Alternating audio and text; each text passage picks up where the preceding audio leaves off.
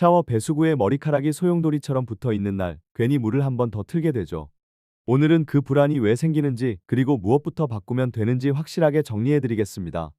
아침에 베개에 붙은 머리카락, 빛에 걸린 가느다란 실오라기, 검은 옷 위에 먼지처럼 보이는 머리카락까지.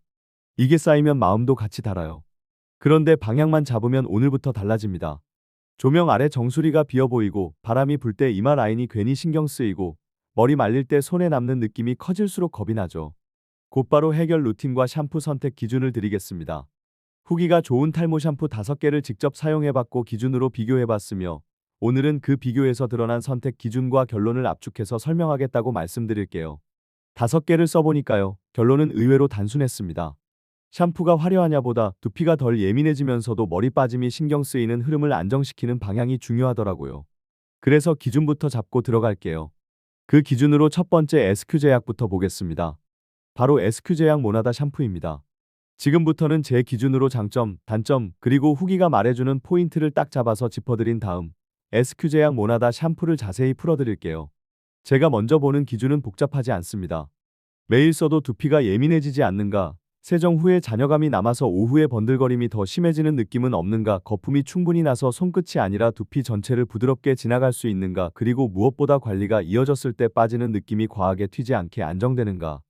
이 4가지가 잡히면 여러분의 샤워 시간이 공포가 아니라 루틴이 됩니다. SQ제약 모나다 샴푸는 딱 첫인상부터 이런 분들에게 다가오는 제품이에요.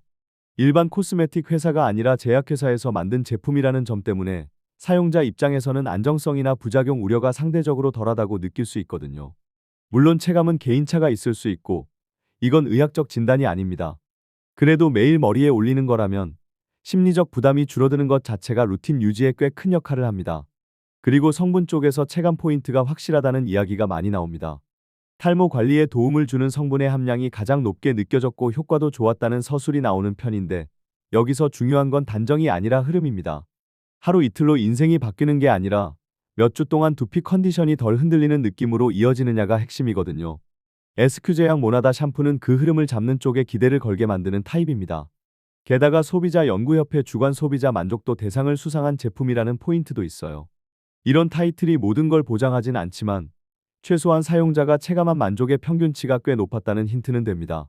결국 샴푸는 냉정하게 말하면 계속 써야 결과가 보이는 영역이고, 계속 쓰려면 만족도가 받쳐줘야 합니다. 단점도 숨기지 않고 말씀드릴게요. 나머지 4개와 비교했을 때 가격이 한 5,000원에서 10,000원 정도 더 비싸게 느껴질 수 있습니다. 딱 결제 버튼 앞에서 손이 잠깐 멈춰요. 이 가격 차이는 체감형이라서 누군가는 별거 아니라고 하고 누군가는 부담이라고 합니다. 그래서 저는 이렇게 보라고 권합니다. 이게 내 루틴을 한 달 더 이어가게 만드는지, 아니면 한 번 쓰고 던져두게 만드는지. 비싼 게 문제라기보다 지속이 끊기는 게 진짜 문제거든요. 이제 후기 이야기로 넘어가겠습니다. 쿠팡과 스마트 스토어에서 후기를 가져왔습니다. 길게 복사해 붙이는 대신 실제로 사람들이 어떤 말을 반복했는지 말투 그대로 짧게 재구성해서 들려드릴게요. 제약회사라 믿음이 갔다. 그래서 손이 갔다. 성분이 좋다. 쓰는 내내 괜히 안심이 된다. 자극은 덜한데 거품은 잘 난다. 거품이 풍성하다. 향이 좋다. 아침 샤워가 덜 귀찮아졌다. 세정력이 좋다. 헹군 뒤 두피가 답답하지 않다. 두피와 모발이 건강하게 케어받는 느낌이라 기분이 달라진다. 머리카락이 탄탄한 느낌이 든다.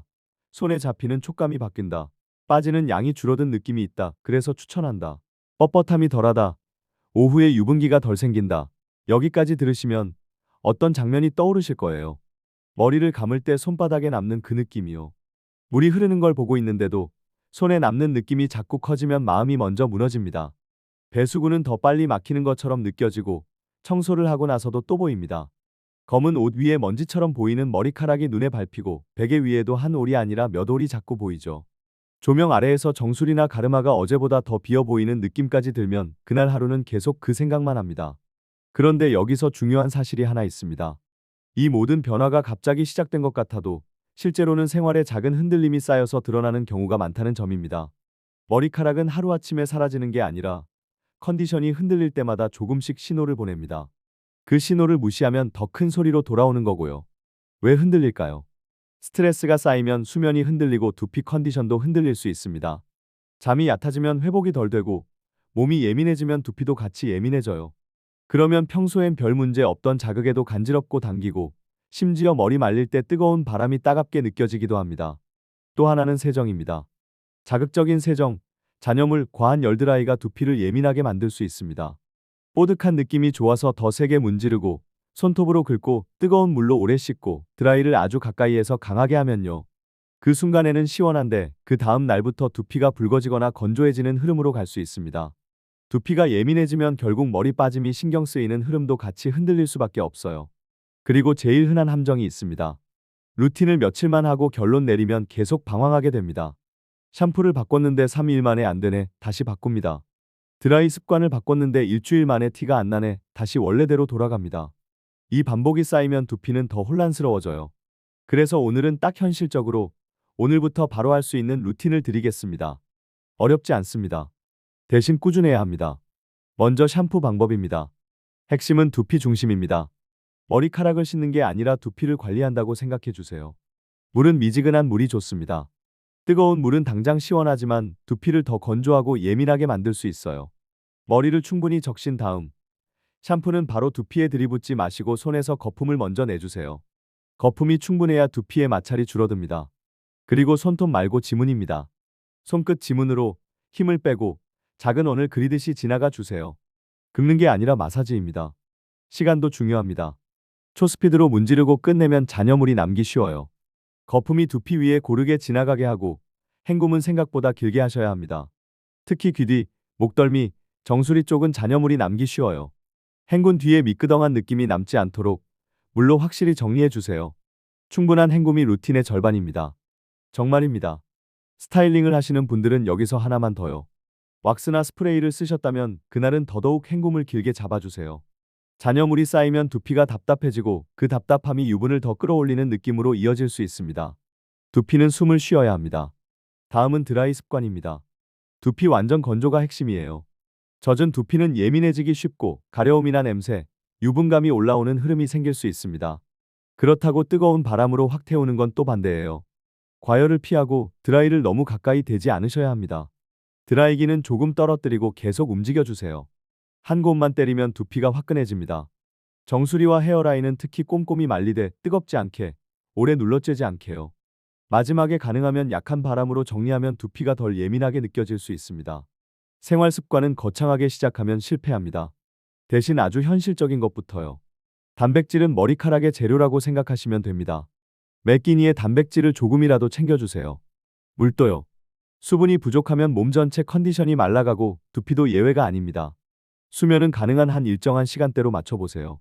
밤마다 1시간씩 밀리면 몸은 계속 시차 적응을 하는 느낌이 됩니다. 스트레스 관리는 말처럼 쉽지 않죠. 그래서 저는 딱 한 가지를 권합니다. 오늘부터 샤워 시간을 나를 진정시키는 시간으로 바꾸세요.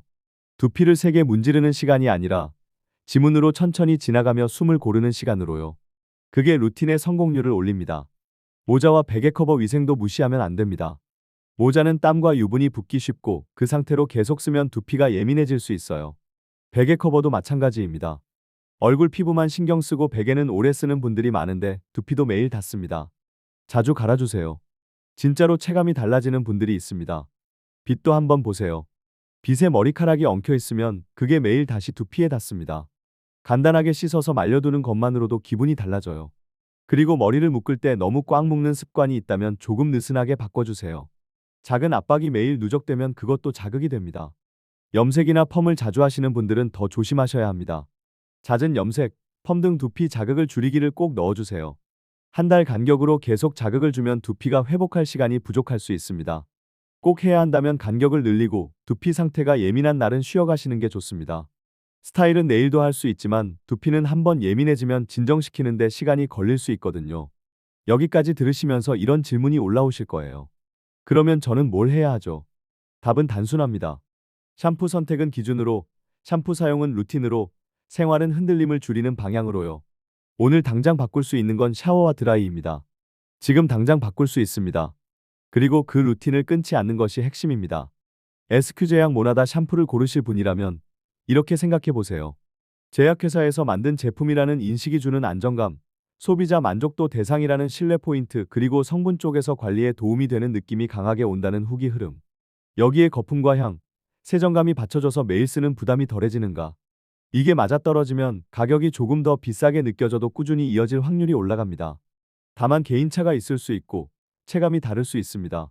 어떤 분은 빠지는 양이 줄어든 느낌을 먼저 말하고, 어떤 분은 유분기가 덜 생긴다고 말하고, 어떤 분은 뻣뻣함이 덜해져서 손끝 촉감이 편해졌다고 말합니다. 결국 나에게 어떤 변화가 먼저 와야 루틴이 유지되는지 그걸 보셔야 합니다. 그리고 꼭 드리고 싶은 말이 있습니다. 이 영상은 의학적 진단이 아닙니다. 두피 통증이 있거나 진물이 나거나 갑자기 빠지는 양이 급격히 늘었다면 또는 원형으로 비어 보이는 느낌이 강해졌다면 전문가 상담을 권합니다. 스스로 버티다가 더 예민해지면 그때는 루틴을 유지하기가 더 어려워져요. 빠르게 점검하고 방향을 잡는 게 오히려 마음이 편합니다. 마지막으로 오늘 집에 가서 바로 체크해 보세요. 샤워 배수구를 보기 전에 샴푸부터 바꾸는 게 아니라 손톱을 지문으로 바꾸기, 물 온도를 미지근하게 바꾸기, 거품을 충분히 내기, 헹굼을 길게 하기, 드라이를 두피에 너무 가까이 대지 않기, 정수리를 완전히 말리기, 베개 커버를 교체하기, 모자를 세탁하기. 이건 돈이 거의 안 들거나 들더라도 아주 작은 비용으로 오늘부터 시작할 수 있는 것들입니다.